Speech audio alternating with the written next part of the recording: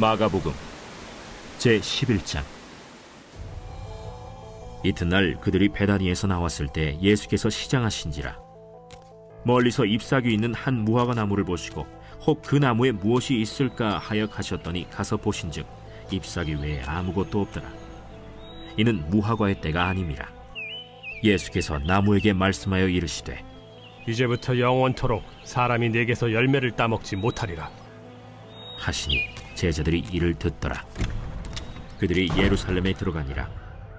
예수께서 성전에 들어가사 성전 안에서 매매하는 자들을 내쫓으시며 돈 바꾸는 자들의 상과 비둘기 파는 자들의 의자를 둘러 엎으시며 아무나 물건을 가지고 성전 안으로 지나다님을 허락하지 아니하시고 이에 가르쳐 이르시되 기록된 바 내 집은 만민이 기도하는 집이라 칭함을 받으리라고 하지 아니하였느냐. 너희는 강도의 소굴을 만들었도다. 대제사장들과 서기관들이 듣고 예수를 어떻게 죽일까 하고 꾀하니 이는 무리가 다 그의 교훈을 놀랍게 여김으로 그를 두려워함일러라. 그리고 날이 저물매 그들이 성 밖으로 나가더라. 그들이 아침에 지나갈 때 무화과 나무가 뿌리째 마른 것을 보고 베드로가 생각이 나서 여짜오되 라삐여 보소서, 저주하신 무화과 나무가 말랐나이다. 하나님을 믿으라. 내가 진실로 너에게 이르노니 누구든지 이 산더러 들려 바다에 던져지라 하며 그 말하는 것이 이루어질 줄 믿고 마음에 의심하지 아니하면 그대로 되리라. 그러므로 내가 너희에게 말하노니 무엇이든지 기도하고 구하는 것은 받은 줄로 믿으라. 그리하면 너희에게 그대로 되리라. 서서 기도할 때 아무에게나 혐의가 있거든 용서하라. 그리하여야 하늘에 계신 너희 아버지께서도 너희 허물을 사하여 주시리라. 할렐루야. 사랑하는 열린문교회 성도 여러분, 지난밤도 주님 주신 은혜와 평강 가운데 단잠 주무셨습니까? 아침을 깨우는 말씀, 목요일 이 아침에 주님께서 저와 여러분에게 주시는 말씀은 마가복음 11장 12절로 26절까지의 말씀입니다. 오늘도 살아계신 하나님의 말씀을 통하여 저와 여러분의 삶 가운데 선명한 성경적 기준이 세워지는 오늘이 되었으면 좋겠습니다. 사실 오늘 본문에는 우리가 성경을 읽으면서 스스로 해석하기가 너무나 어렵거나 조금은 우리에게 의아함을 자아내게 하는 여러 가지 이야기들과 본문들이 있는데요. 그 중에 대표적인 한 가지 본문이지 않을까라는 생각을 해보게 됩니다. 오늘 매일 성경의 해설자는 무화과 나무와 성전이라는 제목을 붙였는데요. 말 그대로 이와 같이 난해한, 해석하기 어렵거나 우리가 뭔가 의아함을 자아내는 그 본문 중에 하나가 바로 무화과 나무를 저주하시는 그 예수님의 그 말씀과 글을 담은 이야기입니다. 말 그대로 오늘 매일 성경의 해설자가 지은 제목과 같이 이 무화과 나무와 성전 사이 가운데 나름의 상관관계가 있음을 우리들에게 내비치고 있는 것인데요. 일단은 우리가 의아함을 가질 수밖에 없게 하는 그 내용의 본문의 내용이 이렇습니다. 말 그대로 여러분이 어제 말씀을 통해서도 보았지만 예수 그리스도께서 마침내 예루살렘으로 입성을 하셨고 결국에는 그 성전에 들어가서 많은 것을 둘러보시고 그 지역을 한 번씩 돌아보시는 장면들을 기록하고 있으며 오늘날 그 이튿날 뒤이어지는 내용들이 바로 연이어 우리들 가운데 들려지고 있는 것입니다. 그렇기 때문에 이 컨텍스트를 살펴보면 그리고 또한 이 지역적인 이 어떤 위치를 생각해 보면 지금 예수님께서 예루살렘에 있고 그리고 성전을 둘러보시고 난 이후에 그 마음을 오늘 말씀을 통해서 우리들에게 보여주고 계심이라고 이해할 수 있겠죠. 결국에 이튿날 예수님과 제자들이 베다니에 나왔을 때 예수님께서 시장하셨노라고 이야기하고 있습니다. 이는 예수님께서 무언가를 요청하시고 요구하시고 필요로 하심을 나타내는 하나의 은유라고 우리가 읽을 수 있을 것 같은데요. 말 그대로 13절 보니 멀리서 잎사귀 있는 한 무화과 나무를 보시고 혹 그 나무에 무엇이 있을까 하여 가셨더니 가서 보신즉 잎사귀 외에 아무것도 없더라. 이는 무화과의 때가 아님이라.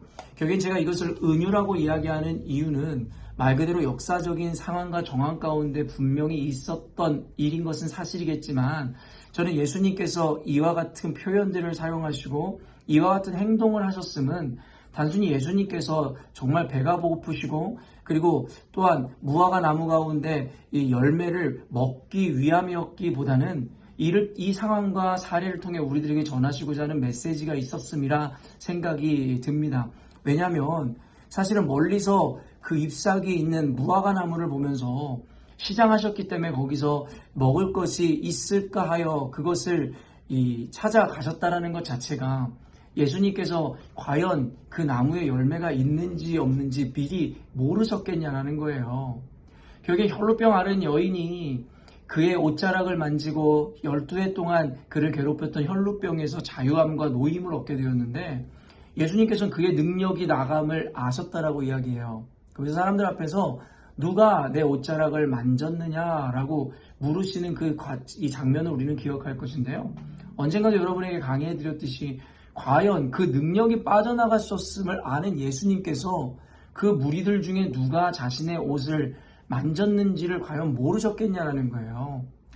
예수님께서는 하나님이십니다. 너무나 당연하게도 그가 누군지를 알고 있으셨음에도 불구하고 많은 이들 앞에서 그 여인의 수치를 씻기고자 결국엔 그 여인을 많은 대중 앞에 세우기를 원하셨고 그런 의미에서 예수님께서 누가 내 옷자락을 만졌느냐라고 물으심으로 말미암아 그 여인이 스스로를 밝히게끔 하셨다라는 것이죠.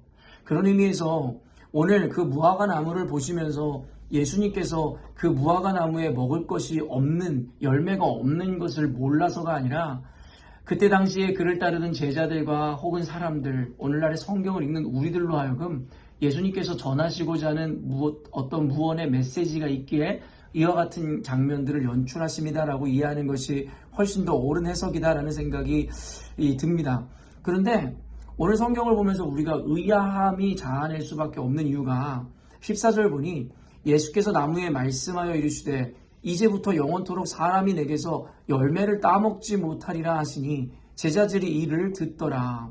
아니 이 장면 자체가 사실은 좀 이해가 안 되는 거죠. 말도 못하는 이 식물인 나무에게 예수님께서 저주하시는 것 자체도 이해가 안 되죠. 무슨 어린아이와 같이 배고픈데 그것을 통해서 어떤 먹을 것을 얻지 못했다라고 해서 땡깡을 부리는 아이와 같이 예수님께서 화가 나셔서 무화과 나무에게 이와 같이 저주를 하셨다라는 것 자체가 우리가 생각하는 예수님의 인성과 인격, 그분의 성품을 생각해 볼 때에 도무지 이해가 안 되는 장면입니다.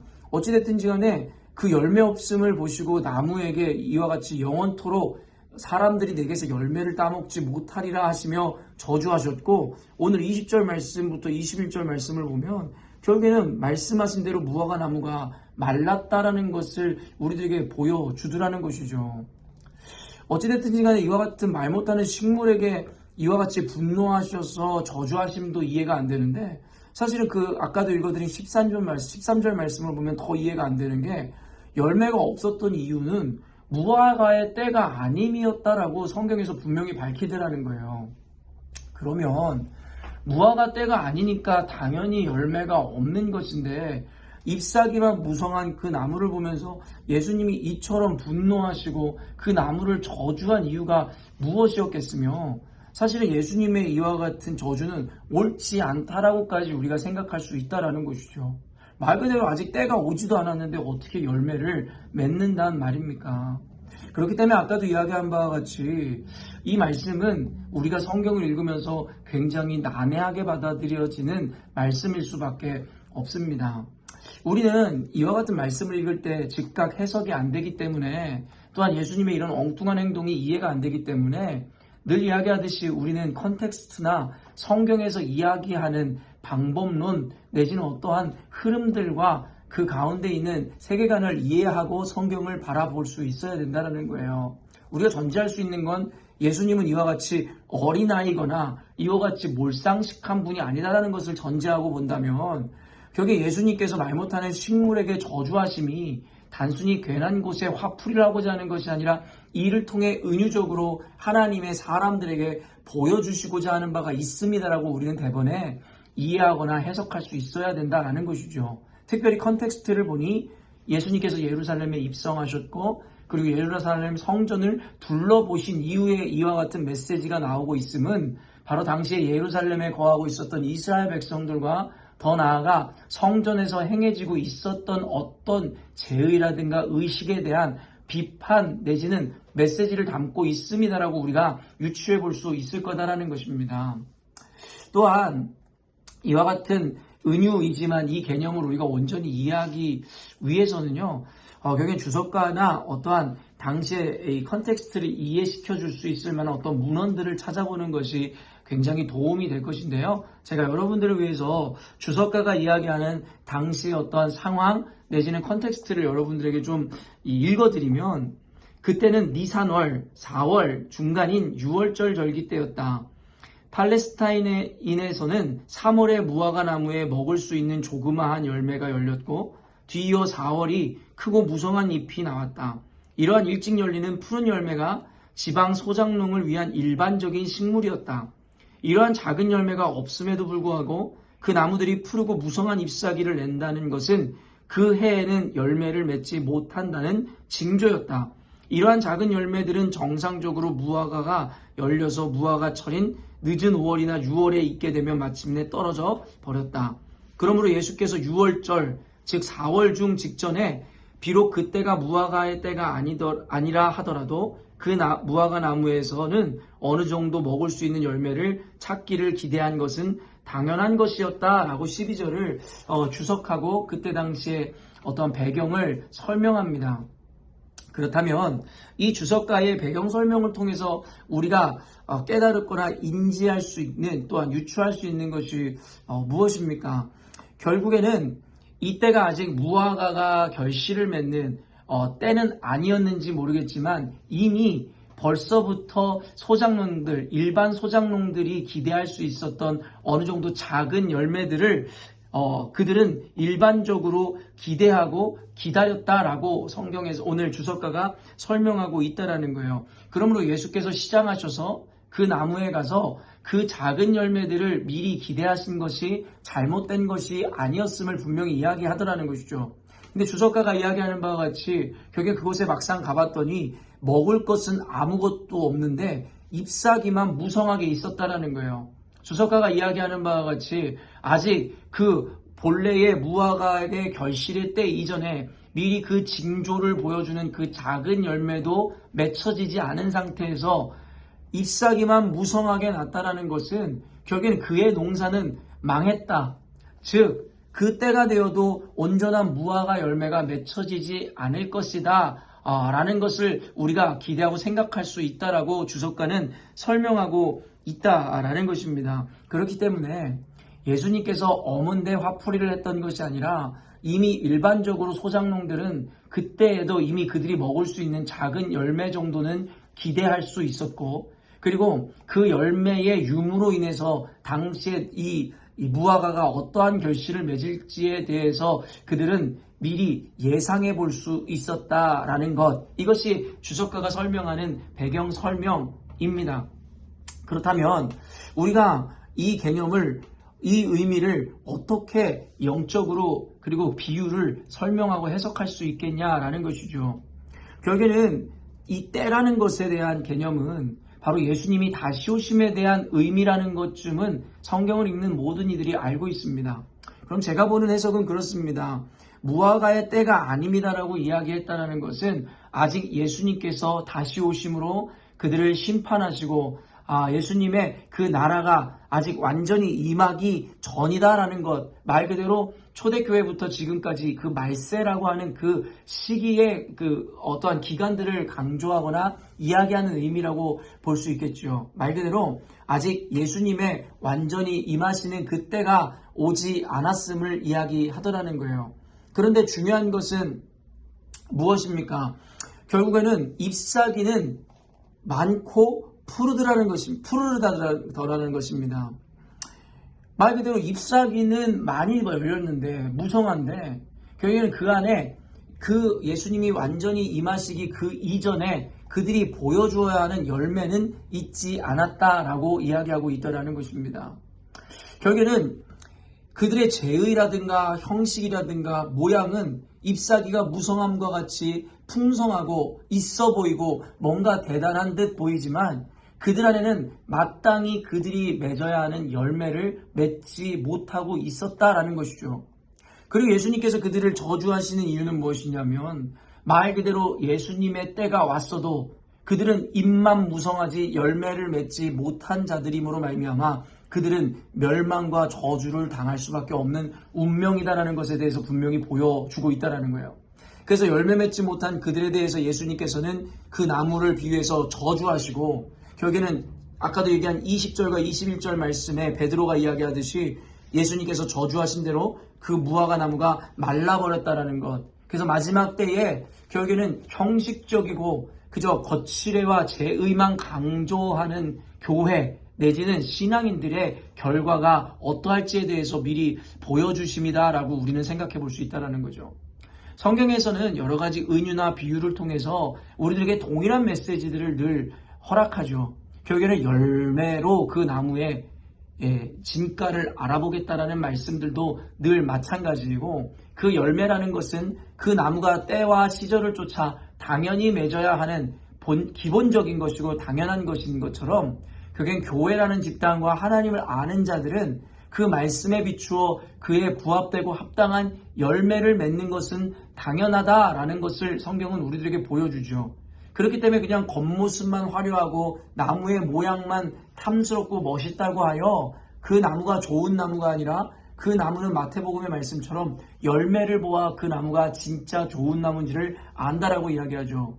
이 이야기는 아까도 얘기했지만 당시에 이스라엘이라든가 그 성전에서 행해지고 있었던 그들의 종교의식과 그들의 행위에 대한 지적이라고 이야기할 수 있을 것 같은데요. 그저 빈수레가 요란하다는 것처럼 잎사귀는 무성하고 풍성하고 그들의 형식과 제의는 결국에는 뭔가 제대로 갖춰진 것 같으나 그들 안에는 교회가, 성전이, 하나님의 백성이 그리고 오늘날로 따지면 성도들이 마땅히 맺어야 하는 그와 같은 거룩한 열매는 없이 형식과 형태만 남아 있었노라고 성경은 혹은 예수님은 그렇게 비판하고 그것에 대해서 지적하고 있다라는 것이죠. 그리고 그런 자들은 필연적으로 그 예수님께서 다시 재림하시고 하나님의 나라가 도래할 때에 그들은 결국엔 그 안에서 하나님의 구원을 또한 하나님의 이 칭찬을 들을 수 없는 필히 멸망하고 말라 비틀어질 수밖에 없는 존재일 것이다라고 예수님은 오늘 이 비유를 통해서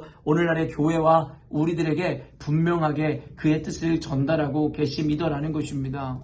사랑하는 열린문교회 성도 여러분, 오늘 말씀을 이렇게 생각해 보니 결국엔 당시에 이스라엘과 성전에서 어떻게 보면 거칠애와 그저 제의에 빠져서 형식적인 신앙생활하던 그들뿐만 아니라 어쩌면 오늘날의 건물은 화려하고 갈수록 예배나 프로그램들은 더욱더 다양해지지만 결국에는 그들이 본질적으로 맺어야 하는 성경에서 또한 그리스도께서 우리에게 요청한 그 아름다운 열매들을 맺지 못하는 그 모습과 모양이 오늘날의 교회들에게 신앙인들에게 있지 않은지에 대한 그 경각심으로 오늘의 말씀을 들어야 할 것이다라는 것이죠. 그리고 마침내 예수께서 오시는 그 때가 되어도 재림하실 때에 결국엔 그와 같은 교회와 성도들의 신앙은 결코 인정받을 수 없습니다 라고 성경은 우리들에게 이야기하고 시사하고 있더라는 것입니다. 사랑하는 열린문교회 성도 여러분, 예수님께서는 오셔서 늘 한결같이 당시에 종교적인 행위에 빠져 있었던 또한 율법의 정신은 잊어버린 채로 그저 율법 행위에만 강조점을 두었던 율법학자들과 서기관들 그리고 바리새인들을 외식하는 자요 누룩과 같은 자이며 결국에는 독사의 자식이다라고 예수님께서는 그들을 비판했음을 우리는 기억하고 있습니다. 또한 회칠한 무덤이다라고 이야기하므로 겉과 속이 다른 자들이다라고 분명하게 비판하였음을 우리는 잊지 않아야 합니다. 오늘 말씀을 통해서 우리 교회가 또한 이 영상을 보는 그리스도인인 저와 여러분들이 또한 하나님의 성전인 저와 여러분들로서 당시에 성전을 둘러보시고 또한 예루살렘을 둘러보시며 이와 같은 메시지를 내심을 기억할 때에 결국 오늘날의 교회와 성도인 저와 여러분과 무관한 메시지가 아님을 기억해야 할 것이며 혹시 우리 안에 정신은 잃어버린 채 그저 율법적 행위와 모양에만 집중하는 우리의 신앙생활은 아닌지에 대해서 또한 우리의 교회의 어떠한 형태는 아닌지에 대해서 우리는 스스로 묻고 반성할 수 있어야 할 것입니다. 또한 우리의 인생 가운데 우리 교회의 사역 가운데 과연 예수님께서 기뻐하시는, 또한 예수님께서 시장하실 때에 찾으셨듯이 예수님께서 원하시고 바라시는 그와 같은 열매들이 맺혀지고 있는지에 대해서 우리는 살펴야 합니다. 단순히 교회 건물은 화려해지고 교회의 데코레이션은 화려해지는데 그 안에 말씀에서 맺으라 하셨던 그 합당한 열매들이 과연 우리 교회 안에 그리고 성도님들의 삶 가운데 맺혀지고 이루어지고 있는지를 우리는 보아야 할 것입니다. 그렇지 않다면 마침내 무화과 때가 돼도, 그리고 예수님께서 오시는 그 마침내의 때가 된다 할지라도 결국에 우리는 아무런 칭찬과 인정을 받지 못하므로 결국에는 그 심판에서 면할 수 없는 자들일지도 모른다라는 무시무시한 메시지를, 그리고 또한 그 경고를 담고 있는 비유였음을 잊지 않으셨으면 좋겠습니다. 오늘 말씀을 통해서 더 깊이 개인의 삶과 신앙 그리고 교회에 대한 묵상이 이루어졌으면 좋겠고, 그에 합당한 열매를 맺는 오늘이 되므로 하나님께서 또한 예수께서 칭찬하시고 기뻐하시는 저와 여러분 그리고 우리 열린문교회 되었으면 좋겠습니다. 함께 기도하겠습니다. 사랑하는 주님, 감사합니다. 오늘 말씀을 통하여 어쩌면 외식과 형식에 빠져 있을지 모를 많은 교회들에게 경각심을 주시고 경고하시고 또한 이 메시지를 통해 여러 가지를 시사해 주심에 감사합니다. 말씀을 듣고 하나님 그저 깨달음으로 끝나는 것이 아니라 구체적인 열매가 맺어질 수 있도록 이 말씀의 깨달음을 우리가 적용하고 우리의 모습을 살피는 교회 되게 하여 주시기를 원합니다. 우리 열린문교회 사역과 예배 그리고 우리 안에 이루어지는 많은 사역들 뿐만 아니라 하나님 우리의 개인의 삶 가운데 그리스도인으로서 그리고 그리스도께서 거하시는 성전으로서 하나님 아버지 우리가 말씀 그대로의 온전한 열매를 맺고 있지 않은지에 대해서 스스로 점검하게 하여 주시고 그 때가 되어도 결코 잎사귀만 무성하고 무늬만 그리스도이고 형식만 갖추고 있는 자들은 결코 하나님의 나라에 들어갈 수 없으며 주님께 칭찬받을 수 없어 심판을 피할 수 없습니다라는 그 경고를 우리 마음 가운데 깊이 새기는 오늘이 되게 하여 주옵소서. 형식보다는 하나님 본질과 결국에는 건치레보다는 겉모습보다는 우리의 중심을 살피는 교회 신앙인으로서 하나님께서 기뻐하시는 하나님께 칭찬 듣는 교회 될 수 있도록 도와주옵소서. 감사드리며 예수님의 이름으로 기도합니다. 아멘. 사랑하는 열린문교회 성도 여러분, 오늘도 주께서 허락하시는 가장 복되고 귀한 하루를 우리가 맞이하게 되었습니다. 오늘도 주께서 허락하시는 귀한 하루의 삶을 살아내실 때에 말씀에 부합된 또한 말씀을 통해 세워진 기준대로 승리하시는 삶을 살아가시기를 주님의 이름으로 축원합니다. 아침을 깨우는 말씀은 내일 아침에 또 만나도록 하겠습니다.